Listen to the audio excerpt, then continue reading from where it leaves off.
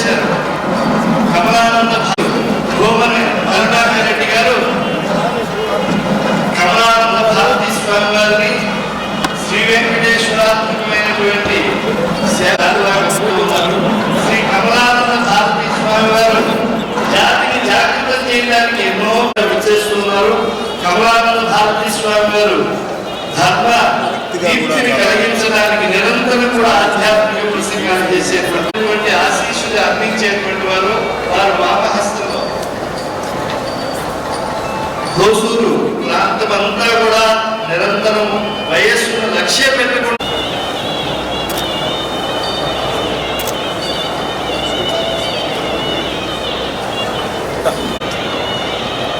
వెంకటాద్రి సంస్థానం బ్రహ్మాండే నాస్తికించిన వెంకటేశ సమోదేవో నమో భవిష్యతి.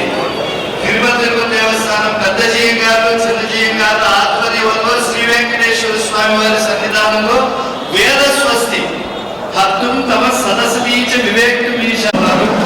వారికి శుభాశిస్సులు పలకవలసిందిగా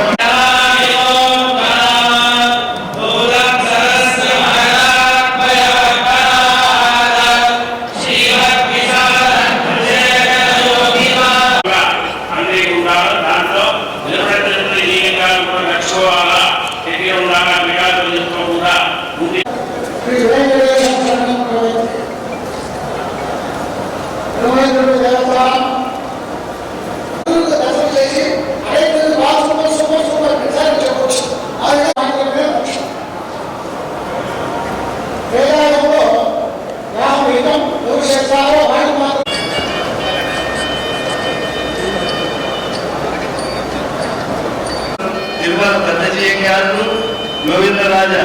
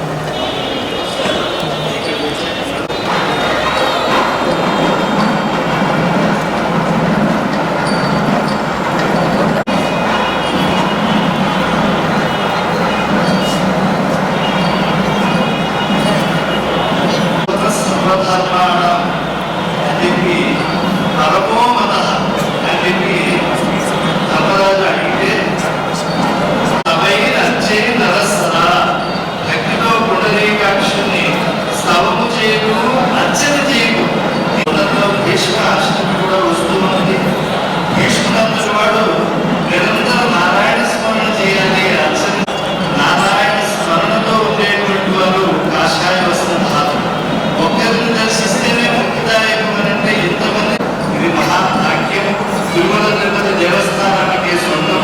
ఇప్పుడు పరమహంస పరివ్రాజ గారి ఆడవారు తిరునగరి స్వామీజీ వారు ఇచ్చేస్తున్నారు. శ్రీరంగం జిఎస్ స్వామి అహోబల మఠం సంప్రదాయం వారు ఇక్కడికి రావడం. తిరునగర్ నిర్మాణ జిఎస్ సరిపోతానంద స్వామి వారు కూడా ఇచ్చేశారు. వారు వారి ఆసనాన్ని అలంకరిస్తారు.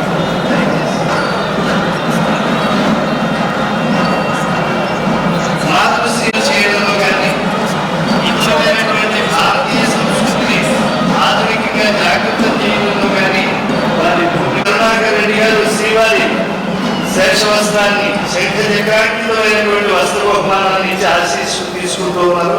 కార్యనిర్వహణాధికారి ధర్మారెడ్డి గారు శంకర పరంపరకి చెందినటువంటి బ్రహ్మచర్య ఇలాగా తిరుమల క్షేత్రానికి మొట్టమొదటిసారిగా జ్యోతిర్మఠం నుంచి విచ్చేశారు.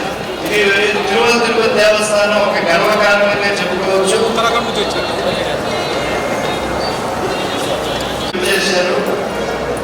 శృంగేరి, పూరి, జ్యోతిర్మఠము అలాగే ద్వారకా మఠం ఈరోజు 2 ఆమ్నాయ మఠాలు పాల్గొంటూ ఉన్నారు. ఇంకా